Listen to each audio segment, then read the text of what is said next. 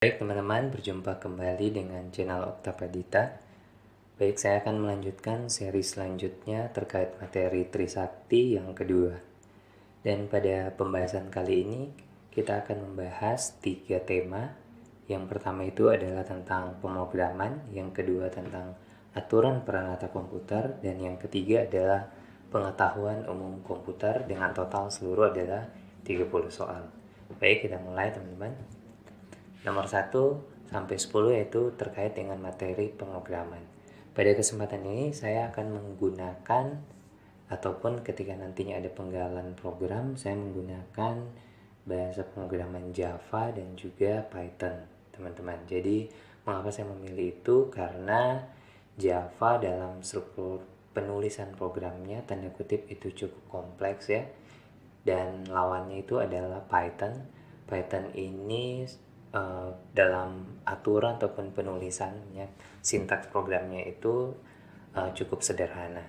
Sehingga dua pemrograman ini yang saya coba untuk bandingkan untuk mendapatkan konsep daripada pemrograman. Jadi yang teman-teman harus tangkap dalam materi pemrograman ini adalah bagaimana konsep pemrogramannya, bukan tentang sintaksnya. Karena kalau kita nanti berbicara sintaks, maka ada baiknya kita membahas secara khusus tentang suatu bahasa pemrograman tertentu. Oke, kita mulai nomor 1. Manakah pilihan jawaban berikut yang bukan merupakan aturan dasar dalam konsep pemrograman? A. Alfabetik, 2. Leksikal, C. Sintaktik, dan D. Redundan. Oke, jawabannya adalah D, yaitu redundan. Jadi teman-teman, dalam kita nantinya akan membuat programnya dalam bahasa apapun, dalam bahasa pemrograman apapun, ada 4 aturan dasar yang menjadi rule of thumbs-nya dalam kita membuat sebuah bahasa pemrograman. Yang pertama itu dia bersifat alfabetik. Jadi alfabet artinya bahwa sebuah program itu harus ditulis dalam jenis huruf yang dikenal. Misalnya dalam rumpun Roman, Cyrillic, dan lain-lain ya teman-teman. Sehingga kita mudah untuk membacanya. Yang kedua adalah dia bersifat leksikal. Leksikal ini bahwa setiap bahasa pemrograman harus memiliki kamus bahasanya masing-masing. Ini dengan kata lain reserved word. Mungkin teman-teman sering mendengar read, learn, echo, kemudian while, do, dan lain-lain. Jadi masing-masing bahasa pemrograman punya reserved word-nya masing-masing. Yang ketiga adalah sintak. Jadi bahwa setiap bahasa pemrograman itu punya aturannya masing-masing. Ini yang disampaikan tadi di awal teman-teman, bahwa kita tidak akan berbicara tentang mendalami tentang aturannya seperti apa, tetapi yang akan kita tangkap dalam konsep untuk SKB nanti adalah bagaimana logika daripada pemrograman itu sehingga kita bisa mengetahui keluarannya seperti apa. Yang keempat adalah bersifat semantik. Semantik artinya bahwa program itu harus masuk akal ya, dan kemudian harus bisa dipahami. Jadi demikian adalah 4 rule of thumb ataupun aturan dasar dalam sebuah konsep pemrograman. Nomor 2, source program akan diterjemahkan satu kali menjadi sebuah file yang mengandung mesin code, dan apabila ada perubahan dalam source program tersebut, maka proses penerjemahan diulang kembali dari awal. Merupakan fungsi dari A. Interpreter, B. Compiler, C. Debugger, atau D. Pseudocode.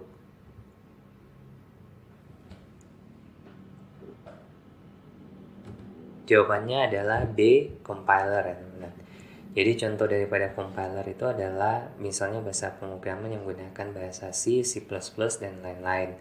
Contohnya di sini misalnya ketika kita melihat pada program Windows ya, ekstensi sebuah program yang berhasilan .exe pada umumnya itu adalah menggunakan sistem compiler. Jadi lawan daripada compiler itu adalah interpreter. Interpreter itu source program itu akan diterjemahkan setiap kali program tersebut dijalankan. Jadi tidak seperti compiler yang satu kali nanti dirubah, tetapi source program kalau di interpreter dia akan diterjemahkan setiap kali program dijalankan. Contohnya adalah ketika menggunakan PHP, Python, Ruby, dan lain-lain. Kita akan coba dalami teman-teman terkait compiler dan interpreter ini. Compiler versus interpreter manakah yang lebih baik? Jadi kalau di sini kita lihat keuntungannya, di sini compiler yang pertama eksekusi programnya itu lebih cepat. Yang kedua, compiler dibutuhkan saat pemrograman diterjemahkan. End user dalam hal ini adalah pengguna tidak perlu memiliki compiler. Yang ketiga, kode hasil terjemahan disimpan menggunakan mesin language sehingga sulit dipahami. Sehingga itu menghasilkan sesuatu yang sulit ditiru oleh orang lain ya teman-teman. Sedangkan interpreter keuntungannya program bisa dijalankan seketika setelah selesai coding proses, langsung running ya teman-teman, kita bisa langsung misalnya interpret. Kemudian yang kedua adalah kode hasil terjemahan disimpan menggunakan bahasa pemrograman tidak dalam mesin language sehingga bisa lintas platform. Sepanjang itu bisa dibaca oleh yang lain, saya yakin bahwa kode pemrograman yang menggunakan interpreter itu mudah untuk diterjemahkan. Nah, kelemahannya teman-teman, yang pertama kalau compiler ini kompilasi akan memakan waktu ketika terjadi perubahan. Sama seperti soalnya tadi ya, kalau ada perubahan diulang dari awal. Kemudian yang kedua harus memiliki compiler yang kompatibel dengan perangkat keras yang akan digunakan dalam eksekusi program. Contohnya teman-teman kalau menggunakan 32 bit ataupun 64 bit pemrograman tertentu akan berdampak dengan perangkat keras yang digunakan. Sedangkan kalau interpreter, kelemahannya adalah proses eksekusi lebih lambat dikarenakan bergantung pada sumber daya komputer pengguna. Yang kedua adalah pengguna harus memiliki interpreter program. Jadi masing-masing contohnya adalah misalnya kalau tadi web base ya, PHP, kemudian ada juga apa tadi contohnya, misalnya kita menggunakan Python juga. Kalau Python web base-nya ada sebuah frameworknya nama adalah Django teman-teman. Jadi dia harus mempunyai interpreter program. Baik, nomor 3, program yang menggabungkan fungsi editor dan interpreter ataupun compiler hingga debugger untuk mengembangkan sebuah program atau aplikasi adalah A. IDE atau Integrated Development Environment, B. Command Prompt, C. Java, atau D. Browser.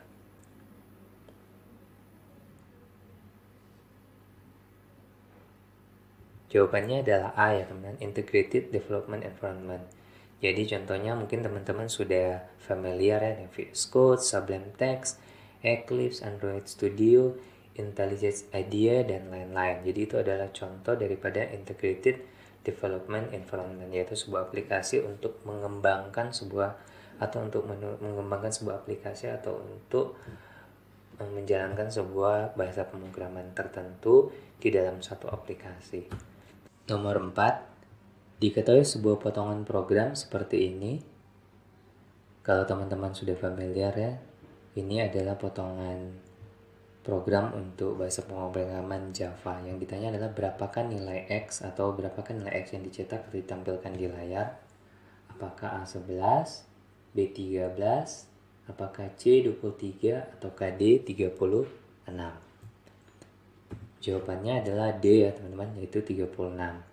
Nah, untuk memahami soal-soal seperti ini, kita lihat saja potongan program seperti ini teman-teman ya. Jadi di sini kebetulan menggunakan while. While itu adalah sebuah perulangan atau looping yang akan terus dieksekusi sepanjang nilainya terpenuhi. Dengan sintaksnya, kebetulan ini dalam bahasa Java, while dalam kurung kondisi, dan di antara kurung-kurung awal ini kita menggunakan sebuah statement. Kemudian selain penggunaan while, ada juga penggunaan operator ya. Dalam bahasa Java di sini ada operator unary, kemudian ada juga operator binary dan operator assignment. Apa itu operator unary? Operator unary itu adalah operasi yang hanya melibatkan satu buah operan atau variabel. Misalnya minus ataupun plus, kemudian plus itu artinya adalah increment, bertambah 1, sedangkan kalau minus itu adalah berkurang 1 atau decrement. Sedangkan yang ketiga adalah operator binary. Binary ini adalah operasi yang melibatkan 2 atau lebih operan. Dia ada tambah, kurang, bahagi, mod di sini, kemudian ini adalah kali, dan ini adalah bilangan berpangkat. Kalau dalam Python menggunakan asterisk 2 kali. Kemudian operator yang selanjutnya adalah operator assignment. Operator assignment ini contohnya seperti ini teman-teman. Misalnya A plus sama dengan 5 itu sama artinya dengan A sama dengan A plus 5. Kalau A kurang sama dengan 5 itu sama dengan A sama dengan A dikurang 5 dan seterusnya. Jadi kita kembali ke soal. Jadi cara membacanya seperti ini.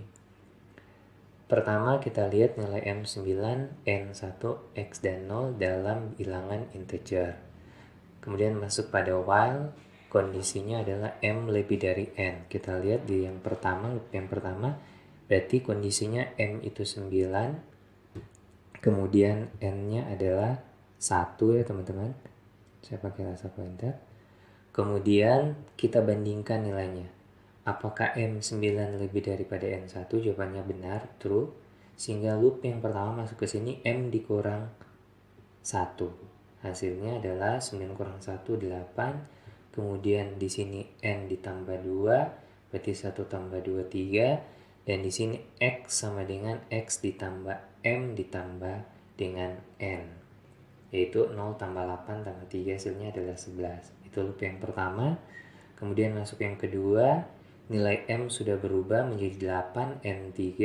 Kemudian dibandingkan lagi apakah M yang nilainya 8 lebih daripada N3. Jawabannya true ya. Sehingga loop yang kedua M berkurang 1 menjadi 7. N ditambah 2 menjadi 5. Dan X itu berarti nilai yang sebelum adalah 11. Ditambah M yaitu 7. Ditambah N5 jadi 23. Loop yang ketiga, nilai M ini sudah menjadi 7 dari sini ya teman-teman. Dan N itu adalah 5. Apakah M7 lebih daripada N5? Betul ya, masih true. Sehingga loop yang ketiga M sama dengan dikurang 1, M menjadi 6, N ditambah 2 menjadi 7, dan X sama dengan nilai X sebelum itu 23, ditambah nilai M yaitu 6, dan ditambah nilai N yaitu 7 menjadi 36. Kemudian loop yang selanjutnya nilai M menjadi 6 dan N yaitu 7. Perbandingannya apakah M yaitu 6 lebih daripada N yaitu 7 teman-teman. Ini harusnya apa teman-teman? Ini seharusnya lebih dari ya. Angka ini apakah M ini lebih dari apakah 6 lebih dari 7? Jawabannya adalah false ya. Sehingga sudah tidak memenuhi syarat dan perulangan ini selesai. Sehingga dilanjutkan ke code selanjutnya. Nilai daripada X yang terakhir yaitu 36. Jadi itu teman-teman, kita belajar di sini tentang perulangan while, kita belajar tentang operator unary, binary, dan juga assignment. Selanjutnya nomor 5. Apakah output dari penggalan program berikut? X1, Y sama dengan 2, Z sama dengan X sama dengan Y sama dengan Z, print XY. Apakah A 1,2, B 2,1, C 1,1, ataukah D 2,2? Jawabannya adalah B 2,1. Ini menggunakan program Python ya teman-teman. Ini menggunakan program Python. Jadi output dari penggalan, jadi nilai daripada setiap variabel itu diganti dengan nilai variabel sebelumnya. Jadi kalau Z sama dengan X berarti nilai X itu adalah 1, sehingga Z itu menjadi 1. Kemudian X ini menjadi Y, nilai Y sebelumnya itu adalah 2, sehingga X menjadi 2. Kemudian Y itu sama dengan Z teman-teman, berarti nilai Z ada di sini yaitu 1, sehingga Y sama dengan 1. Sehingga ketika print X, Y, kita lihat nilai X yang terakhir di sini ya, yaitu 2, dan Y yang terakhir di sini, yaitu 1. Sehingga jawabannya adalah B, yaitu 2 dan 1. Nomor 6. Diketahui potongan program seperti berikut. Ditanya print X, berapakah hasil daripada X? Ini masih bahasa Python teman-teman.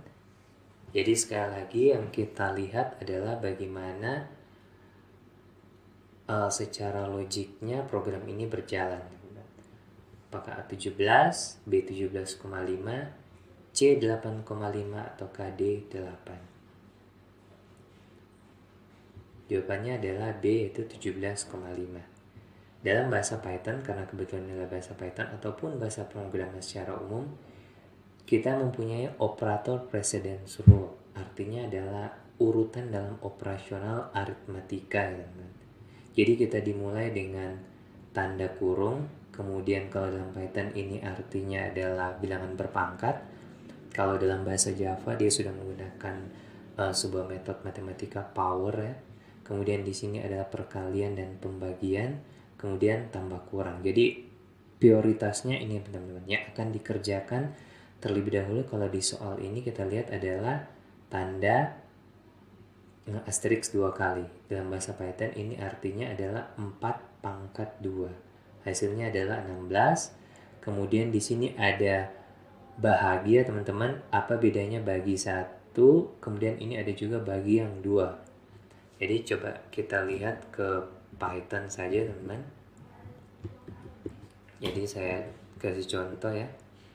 Jadi nilainya adalah X sama dengan 1 bagi 2 ditambah 3 dibagi 3 ditambah 4 plus 2 ya.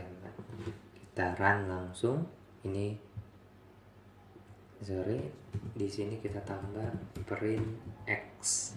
Jadi ini enaknya Python ya teman, langsung dia bisa mengerjakan. Di sini ada 17,5 ya, sama sesuai dengan yang di soal tadi. Nah, apa bedanya antara bagi yang 1 garis dengan bagi yang 2 garis? Kita lihat di sini. Jadi misalnya 4 bagi 2, kemudian saya print X. Hasilnya adalah 2.0, sedangkan X sama dengan 4 2 kali teman.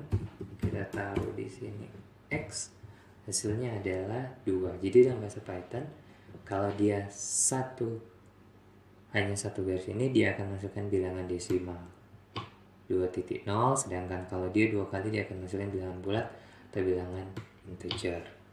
Jadi itu, sehingga kalau kita lihat di sini 4 pangkat 2 16, 1 bahagi 2 0,5 ditambah 3 bahagi 3 itu adalah 1. Berarti 0,5 ditambah 1 adalah 1,5 ditambah 16, hasilnya adalah 17,5.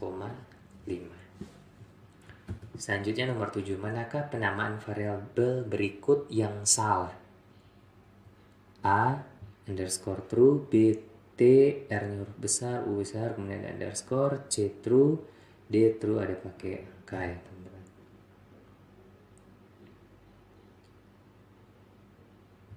Jawabannya adalah C true. Jadi syarat penamaan variabel itu secara umum adalah pertama variabel itu disusun dari huruf besar, huruf kecil, angka dan karakter serta karakter spesial yaitu underscore. Yang kedua, nama variabel itu harus dimulai dengan huruf atau underscore. Jadi kita lihat di sini variabel itu harus dimulai dengan huruf atau underscore. Jadi A sebenarnya boleh juga ya teman-teman. Jadi A ini betul, B juga ini betul, boleh. Kemudian tidak boleh menggunakan reserve word. Misalnya ada kata echo, if, then, string, true, dan lain-lain. Jadi mengapa C ini salah? Karena true ini adalah salah satu reserve word untuk boolean ya teman-teman. Ada true dan juga false. Dan yang keempat, syarat penamaan variabel yang keempat itu adalah dia bersifat case sensitive. Jadi kata angka dengan huruf kecil semua akan berbeda dengan angka yang huruf besar semua. Jadi itu adalah syarat untuk penamaan variabel. Nomor 8. Berapa banyak tanda asterik yang akan muncul setelah program berikut dijalankan? Jadi yang di sebelah kiri ini adalah contoh dari bahasa Python, sedangkan yang di kanan ini adalah contoh dari bahasa pemrograman Java. Apakah A0 atau tidak ada, B1, C2, ataupun D3? Jawabannya adalah 1 ya teman-teman. Jadi di sini ada sebuah kata kunci yang baru yaitu break ya.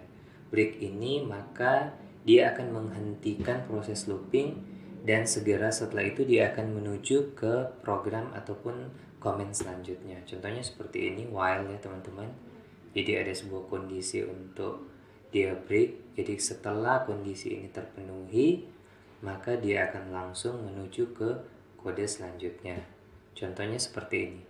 Kita mulai dari integer i, nilai i itu adalah 1. While i kurang dari sama dengan 10, selama i itu kurang dari sama dengan 10, di dalam perulangan itu ada percabangannya. Jika i sama dengan 5, jadi ketika nilai ini itu sudah dengan 5, i plus plus break teman-teman. Dan ketika break, maka dia akan menuju ke statement selanjutnya. Dan sistem out println i plus plus. Jadi ini adalah contoh penggunaan daripada kata break. Jadi setelah ini teman-teman dia akan langsung mengeksekusi komen selanjutnya. Kita kembali ke soal. Jadi kalau seperti ini, kita lihat di sini ya, nilai yang pertama itu adalah 0 teman-teman. Jadi di sini masuk nilai yang pertama di sini adalah 0. Apakah 0 kurang dari sama dengan 10? Iya teman-teman. Kalau dia kurang dari 10, i-nya itu ditambah 1. Berarti nilai di sini i sudah menjadi 1.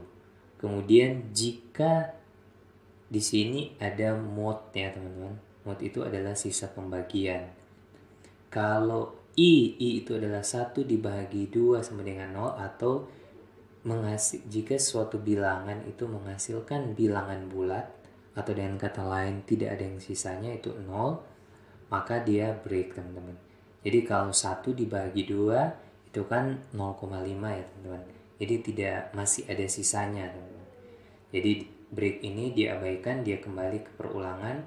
Nilainya itu sudah 1, apakah 1 kurang dari sama dengan 10 ya. I nilai 1 ditambah 1 menjadi 2. Jika 2 mod 2 itu 1 ya teman, tidak ada sisanya itu 0. Berarti ini sudah terpenuhi, dia break. Ketika break di sini teman-teman, dia akan langsung menuju ke komen selanjutnya yaitu print.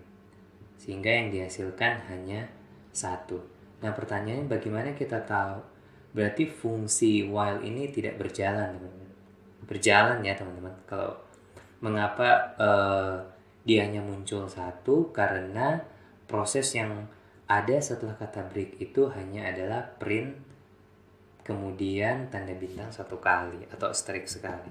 Saya kasih contoh seperti ini teman-teman. Jadi ketika kita running seperti ini hasilnya hanya 1. Nah, kita akan coba lihat apakah nilai i ini bertambah. Di sini saya kasih print i di sini misalnya. Dan kita running. Nah, kelihatannya ya teman. Jadi dia ada 2 kali looping sebenarnya. Nilai i yang pertama menjadi 1, belum memenuhi syarat di sini, dia lagi naik menjadi 2. Dan ketika 2 mod 2 sisa pembagian 2 bagi 2 itu sama dengan 0, maka dia break. Dan ketika break maka dia akan print tanda asterisk yang ada di sini teman-teman. Jadi itu untuk contoh penggunaan dari while kemudian ada break di sini. Sedangkan untuk bahasa Java kurang lebih sama ya teman-teman, hanya sintaksnya saja yang berbeda, tetapi secara logika sama. Kalau di sini di bahasa Java nilai i itu harus kita definisikan dia bilangan apa. Di sini kebetulan integer. Kemudian while i kurang dari sama dengan 10, i tambah sama dengan 1 bertambah 1. Dan jika i dibagi mod 2 itu adalah 0, maka break. Kemudian sistem out println tanda asterisk. Jadi itu untuk while dan juga break. Nomor 9, X sama dengan 1, Y sama dengan 0, dan seterusnya teman-teman. Kemudian di sini sintaksnya print A plus B plus C plus D teman-teman. Jawabannya adalah A3, B4, C5 ataukah D6. Jawabannya 3 ya teman-teman. Nah di sini kembali kita berbicara tentang operasi ya teman, tadi yang di awal ada operator unary, binary, kemudian assignment. Nah, di sini ada operator tentang logic atau operasi logika. Tipe data bulan yaitu 0 dan 1. Biasanya 0 itu artinya adalah false, sedangkan 1 itu adalah true. Dan kita lihat di sini jika kita ada bilangan X sama dengan 1, Y sama dengan 0, diperbandingkan kalau ada tanda kutip seperti ini, itu artinya adalah XOR. Kalau dia tanda dan, itu artinya AND, sedangkan kalau tanda garis seperti ini, itu artinya OR. Seperti ini ya teman. Jadi ada misalnya operator A 0, B 0, di AND kan dua operator ini hasilnya adalah 0. Jadi 0 and 0 itu hasilnya 0. Kalau 1 dan 0, kalau di AND kan hasilnya tetap 0, 0 dan 1, 0, 1 dan 1 hasilnya 1. Jadi operasi AND ini akan bernilai true jika dua operan yang dibandingkan itu nilainya adalah true atau 1 ya. Sedangkan OR kebalikannya, dia akan bernilai false atau 0 jika operator yang dibandingkan dua-duanya itu adalah 0. Selain itu hasilnya adalah 1. Sedangkan XOR teman-teman, dia akan bernilai 0 jika dua-dua operator itu mempunyai nilai yang sama. Jadi operator A0, operator B0, operator A1, operator B1 hasilnya akan 0. Tapi kalau salah satu berbeda ya teman-teman, pastinya hasilnya itu adalah 1. Jadi kalau di sini X1 kita XOR-kan dengan 0, hasilnya adalah 1 dengan 0, sudah pasti hasilnya adalah 1. Kemudian 1 kita AND-kan dengan 0, 1 dengan 0 hasilnya adalah 0.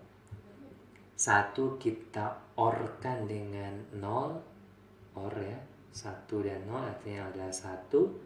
Kemudian nilai yang tadi A itu berapa? 1 ya. N kan dengan C itu adalah 1, jadi 1 N1, 1 N1 hasilnya adalah 1. Sehingga ketika kita print, nilai A tambah B tambah C tambah D adalah 1 tambah 0 tambah 1 tambah 1 hasilnya adalah 3. Jadi teman-teman, menurut saya ini harus teman-teman kuasai ya, nilai AND, OR, dan XOR ini, karena ini menjadi sebuah operasi logik ya, yang sering juga ini menjadi sebuah soal-soal yang akan nantinya teman-teman temui. Nomor 10, bahasa yang digunakan untuk menjembatani bahasa komputer dan mudah dimengerti manusia serta menggunakan simbol, huruf, dan angka untuk mengeksekusi instruction list adalah A. Instruction list language, B. Low level programming, C. High level programming, apakah D. Machine language? Jawabannya adalah high level programming. Jadi secara singkat, high level programming itu sebuah penulisan bahasa pemrograman untuk menjembatani tentunya machine language ya, yang digunakan oleh komputer sehingga kita mudah teman-teman. Kalau kita lihat 4 aturan dasar dalam pemrograman tadi, salah satunya adalah terkait dengan leksikal ya teman-teman, sehingga menggunakan bahasa yang mudah dimengerti, simbol, huruf, angka yang mudah dimengerti oleh manusia. Itu adalah contoh dari high level programming. Jadi machine language itu adalah bahasa yang digunakan komputer untuk bisa beroperasi dan berkomunikasi. Kemudian instruction list itu adalah sekelompok perintah atau komen untuk menjalankan dan mengeksekusi machine language tadi. Dan low level programming itu adalah bahasa pemrograman yang menyediakan format penulisan machine language. Misalnya itu adalah bahasa assembling ya. Nah, itu adalah salah satu yang cukup sulit untuk dipelajari ketika kita berbicara tentang bahasa assembling. Jadi itu terkait tentang materi pemrograman teman-teman. Mungkin nantinya kita akan coba bahas lebih lagi terkait pemrograman ini. Kemudian nomor 11. Berikut merupakan kegiatan subunsur dari unsur operasi teknologi informasi bagi perangkat komputer, yaitu A. Pemrograman dasar, B. Perekaman data, C. Implementasi database, D. Analis sistem informasi.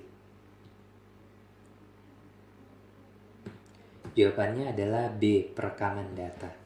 Oke teman-teman, untuk soal-soal perangkat komputer ini adalah murni langsung dari aturan-aturan yang terkait dengan peranata komputer. Mungkin nanti teman-teman akan menemui ya, ada istilah ataupun hal-hal lain yang mungkin agak rancu terdengar, tetapi karena itu sudah diatur dalam aturan yang ada, teman-teman mau tidak mau kita harus menggunakan itu sebagai dasarnya. Contohnya adalah nomor 11 ini, teman. Subunsur dari unsur operasi teknologi informasi adalah, kalau kita melihat ini semua adalah masuk ya, masuk dalam unsur operasi TI. Tetapi berdasarkan pasal 5 huruf B, subunsur kegiatan operasi TI itu ada pengoperasian komputer, perekaman data, dan pemasangan dan penggunaan sistem komputer dan sistem jaringan komputer. Jadi sudah dibatasi, teman-teman. Teman-teman bisa lihat itu di Keputusan Menteri Pendayaan Aparatur Negara nomor 66 garing Kep garing M titik PAN garing 7 garing 2003 tentang jabatan fungsional penata komputer dan angka kreditnya. Ini adalah salah satu peraturan yang menurut saya teman-teman harus baca, karena di situ mengatur tentang hal-hal teknis terkait peranata komputer. Jadi jawaban nomor 11 ini adalah B, yaitu perekaman data.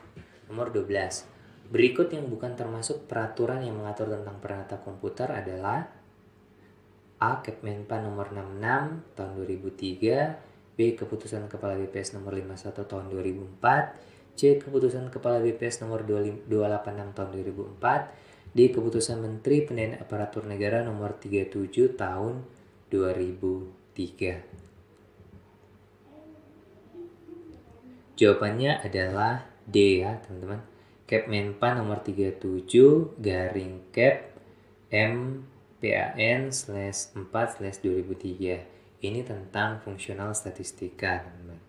Jadi A, B, dan C, yang pertama itu Kepmenpan nomor 66 tahun 2003 ini, dia berbicara tentang jabatan fungsional penata komputer dan angka kreditnya. Kemudian keputusan Kepala BPS nomor 51 tahun 2004 tentang pedoman penyesuaian jabatan fungsional penata komputer.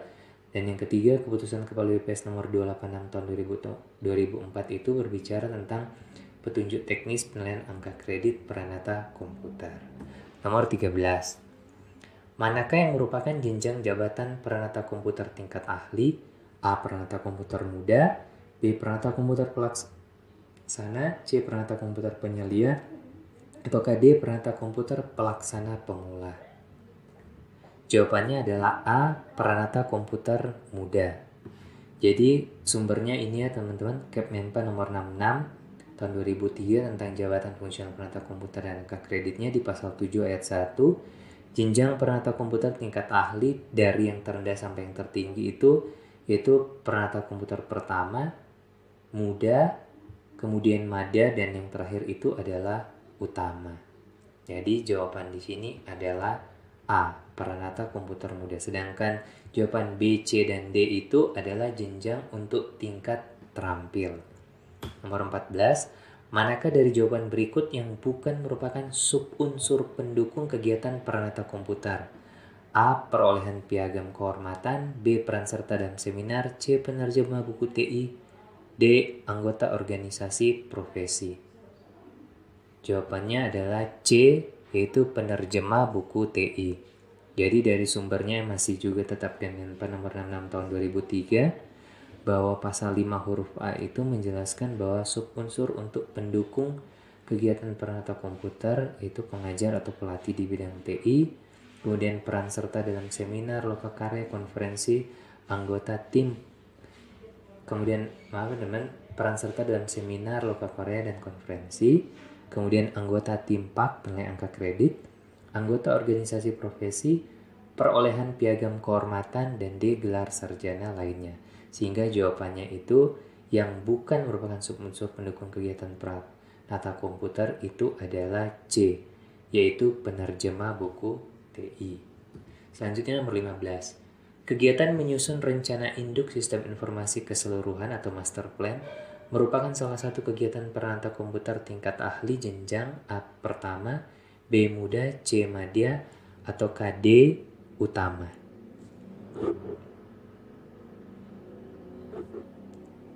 Jawabannya adalah D utama. Masih dengan sumber yang sama, Kemenpan nomor 66 tahun 2003, pasal 8 ayat 2 menjelaskan bahwa salah satu rincian kegiatan perangkat komputer utama adalah menyusun rencana induk sistem informasi keseluruhan ataupun yang disebut dengan master plan. Nomor 16, manakah institusi berikut yang menetapkan penilaian angka kredit bagi jabatan fungsional perangkat komputer utama? A. Kementerian Komunikasi Informatika, B. Badan Pusat Statistik, C. Kementerian Dalam Negeri, atau KD Kementerian Pendidikan dan Kebudayaan. Jawabannya adalah B ya teman-teman, Badan Pusat Statistik atau BPS. Pasal 15 ayat 1, pejabat yang berwenang menetapkan angka kredit bagi perangkat komputer utama adalah Badan Pusat Statistik. Nomor 17. Apakah nama kegiatan yang melakukan perekaman data tanpa adanya suatu proses pengecekan terhadap data yang direkam baik antar data itu sendiri maupun terhadap data lain? A. Laporan operasi komputer, B. Penggandaan data dan atau program komputer, C. Perekaman data tanpa validasi, atau D. Perekaman data dengan validasi. Jawabannya adalah C, yaitu perekaman data tanpa validasi. Ini teman-teman bisa lihat di keputusan Kepala BPS nomor 286 tahun 2004 tentang petunjuk teknis penilaian angka kredit perangkat komputer. Jadi yang termasuk dalam perhitungan angka kredit bagi perangkat komputer yaitu salah satunya adalah perekaman data tanpa validasi. Selanjutnya nomor 18. Berikut yang bukan merupakan kegiatan pembuatan program dasar perangkat komputer adalah A. Penyusunan program yang terdiri beberapa modul atau objek, B. Penyusunan program menggunakan struktur perjalanan sederhana, C. Penyusunan program menggunakan struktur pengulangan sederhana, atau D. Penyusunan program menggunakan I/O ataupun input-output sederhana.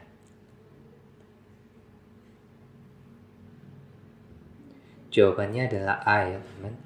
Penyusunan program yang terdiri dari beberapa modul atau objek. Ini adalah kegiatan dari pembuatan program tingkat menengah. Sedangkan untuk jawaban nomor B, C, dan D itu adalah kegiatan pembuatan program dasar bagi perangkat komputer. Ini sesuai dengan keputusan Kepala BPS nomor 286 tahun 2004. Nomor 19. Dokumen hasil analisis sistem informasi harus meliputi hal-hal berikut, kecuali A. Arsitektur sistem, B. Hasil pemodelan, C. Pengumpulan fakta lapangan, atau D. Deskripsi subsistem.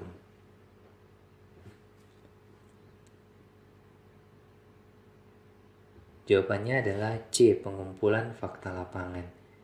Jadi berdasarkan masih dengan sumber yang sama yaitu keputusan Kepala BPS nomor 286 tahun 2004, dokumen hasil analisis sistem informasi itu meliputi pertama sasaran dan batas sistem, 2. Arsitektur sistem, 3. Deskripsi subsistem, 4. Pertimbangan khusus kinerja sistem, 5. Hasil pemodelan, dan 6. Yaitu biaya dan jadwal pengembangan. Jadi yang bukan termasuk dalam dokumen hasil analisis sistem informasi itu adalah C atau pengumpulan fakta lapangan. Nomor 20, program yang dibuat dengan tujuan untuk digunakan pihak lain disusun dalam bentuk modul atau objek dengan struktur yang mudah digunakan dan memerlukan uji coba yang ekstensif serta dilengkapi dokumentasi yang rinci dan kuat merupakan pengertian dari A. Program dasar, B. Program lanjutan, C. Program menengah, atau D. Program paket. Jawabannya adalah D ya teman-teman, program paket. Hal ini sesuai dengan keputusan Kepala BPS nomor 286 tahun 2004. Soal selanjutnya nomor 21-30 adalah tentang pengetahuan umum komputer. Manakah yang tercepat di antara pilihan memori berikut? A. L1 case, B. L2 case, C. L3 case, atau D. DDR3.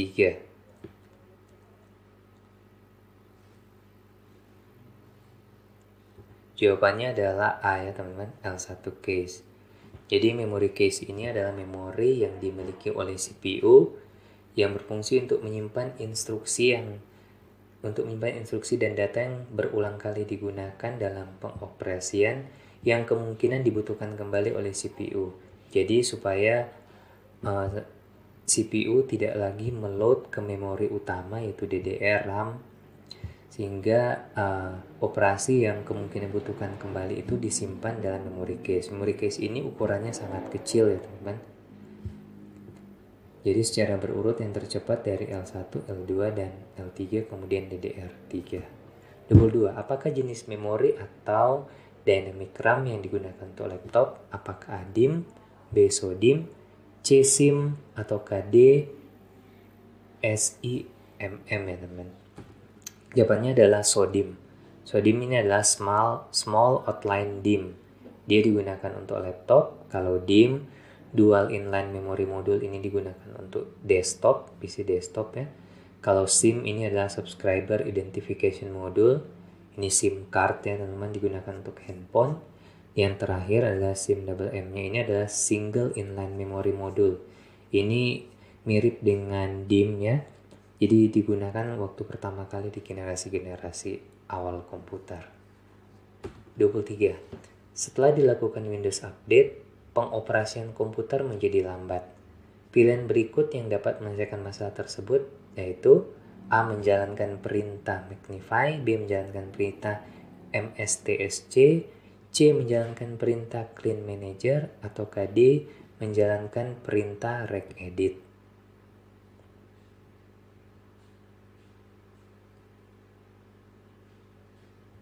Jawabannya adalah C ya teman-teman, menjalankan disk clean up. Maaf teman-teman, maksudnya C itu adalah menjalankan perintah Clean Manager, Clean MGR ya. Jadi perintah Clean MGR itu untuk menjalankan disk clean up. Jadi dia akan membersihkan sistem dari file-file yang tidak lagi digunakan. Salah satunya adalah file temporary files ketika melakukan Windows Update. Kalau perintah MSTSC itu untuk remote desktop. Kemudian kalau regedit itu untuk mengakses registry, sedangkan perintah magnify itu adalah untuk memperbesar dan memperkecil tampilan layar. Jadi magnify, MSTSC, clean MGR, dan regedit ini bisa teman-teman langsung ketik di perintah run ya teman-teman. Oke, nomor 24. Berikut merupakan tipe koneksi hard disk eksternal ke komputer kecuali A. eSATA, B. Firewire, C. USB, atau D. IDE. Jawabannya adalah IDE atau Integrated Drive Electronic, atau sering juga disebut PATA ya teman-teman. Paralel atas. Sekarang kan yang sudah terkenal adalah SATA yang sudah banyak digunakan, itu adalah serial. Kalau dulu seperti ini adalah bentuk kabel konektor hard disknya. Jadi dari hard disk PATA atau IDE itu menggunakan kabel ini 40 pin, kemudian ini yang ke motherboard. Selain juga hard disk, menggunakan CD-ROM ataupun DVD-ROM juga menggunakan kabel konektor ini. 25. Untuk memudahkan menginstal, update, dan menghapus software atau program dari sistem berbasis Linux, maka dibutuhkan A. Application Programming Interface atau API, B. BAS, C. Compiler, atau D. Package Manager. Jawabannya adalah D ya, Package Manager. Jadi berbagai jenis varian atau distro Linux menggunakan Package Manager untuk menginstal, update, menghapus software program dari sistemnya. Mungkin teman-teman tahu misalnya kita apt get ya, seperti itu. 26. Apakah nama platform Linux yang beroperasi melalui mobile phone? A. iOS, B. Micro Linux, C. Android, D. Linux Mobile. Jawabannya adalah C ya, sudah pasti adalah Android. Android merupakan salah satu platform Linux ya teman-teman yang beroperasi melalui mobile phone. 27. Berapakah rata-rata kecepatan transfer data SATA 2? A. 1,5 GB per second, B. 3 GB per second, C. 4,5 GB per second, atau D. 6 GB per second.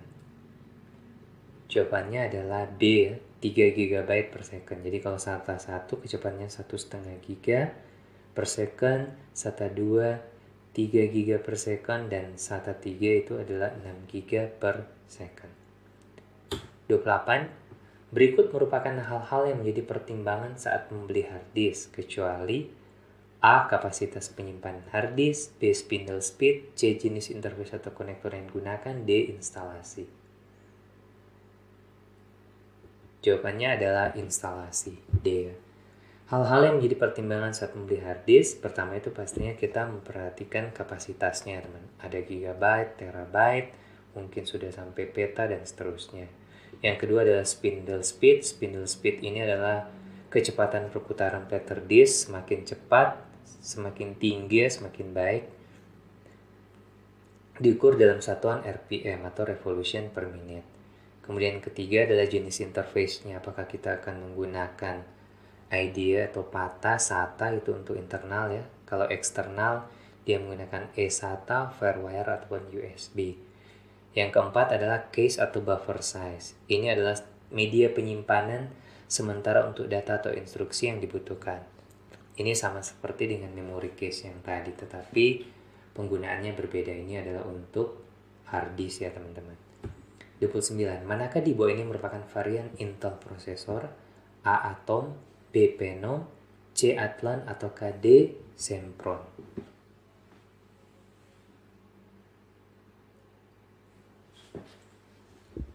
Jawabannya adalah A ya, Atom. Jadi kalau Intel teman-teman di sini kita tahu ada Pentium, Core 2 Duo, ada Celeron, ada Atom, Core i3, Core i5, dan Core i7. Sedangkan untuk seri AMD dia ada Sempron, Athlon, Phenom, ada juga FX Black Edition. Nomor 30, manakah di bawah ini yang bukan merupakan media solid state storage? A. SSD hard drive, B. USB flash drive, C. memory card, atau D. DRAM atau dynamic RAM? Jawabannya adalah D ya teman-teman. Jadi solid state storage itu merupakan media penyimpanan bersifat solid yang menggunakan rangkaian sirkuit terintegrasi untuk menyimpan data secara terus-menerus. Biasanya menggunakan memori flash dan berfungsi sebagai penyimpanan sekunder dalam hierarki penyimpanan data di komputer. Biasanya kalau primernya sudah pasti kita akan menggunakan hard disk ya teman. Baik, jadi jawabannya adalah D atau dynamic RAM. Baik teman-teman, demikian untuk materi Trisakti kita bagian yang kedua. Semoga dapat membantu teman-teman dalam mempersiapkan untuk SKB. Terima kasih untuk responnya sampai sejauh ini dan dukung terus channel Oktapadita untuk terus memberikan yang terbaik bagi teman-teman untuk mempersiapkan diri mengikuti SKB peranatan komputer. Sampai berjumpa di kesempatan selanjutnya.